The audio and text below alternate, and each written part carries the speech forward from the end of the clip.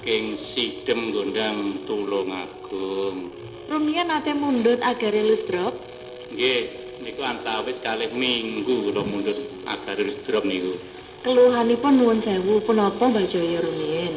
Keluhane niku teng boyok napa cethik niku bokong niku sampe kentol ngeser iku luwi nupa damel rukuk niku cenut ngoten no. Nggih niki alhamdulillah 2 minggu niku njuk agare Lusdrop niku nggih sampun napa nggih sekeca ngoten pun boten saged damel salat niku ngoten. Oh, sampun nyaman ngoten nggih. Terus niki umpami salat nggih saged rukuk, sujud kados biasanipun ngoten. Nggih niki sampun saged kantos kados biasane pun sekeca ngoten. Niku nuwun sewu Mbak Jaya, sakitipun sampun pinten dinten lan reaksi sak sampunipun ngunjuk agare Lusdrop niku kados pundi cobi njenengan paring crita. Sakite niku nggih saderenge ngunjuk niku pinten nggih kalih mingguan Pak Wit nggih.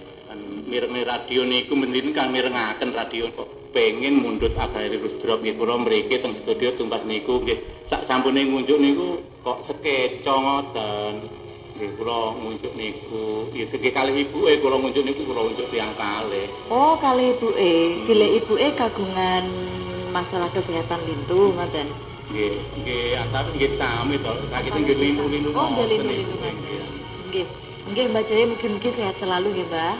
Inggih matur suwun niki wau sampun tindak studio mundhut agare Lusdrop malih. Nggih niki kados medaya pendengar Radio Berlian FM ingkang gadhahi saged kados kula nggih mundhut mawon agare Lusdrop supados enggal saras ingkang kados kula lampahi niki.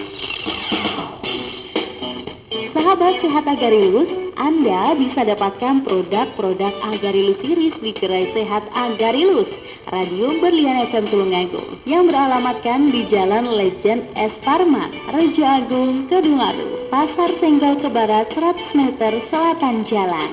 Untuk layanan konsultasi pesan antar, cash on delivery atau COD produk Agarilus Series, Anda bisa menghubungi WA di 081137879909. Agarilus Series herbalnya Indonesia.